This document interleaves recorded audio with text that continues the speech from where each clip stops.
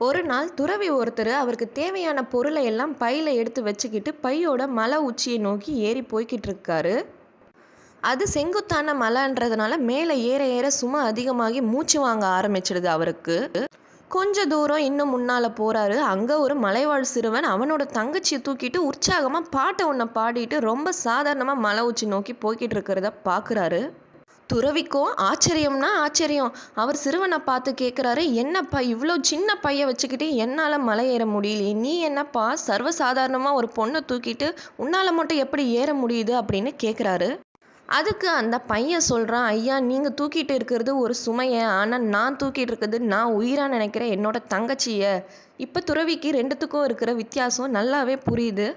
அன்பு எதையும் செய்யுங்கிறத புரிஞ்சுக்கிட்டு அந்த இடத்த விட்டு நகர்ந்து போகிறாரு நம்ம துறவி.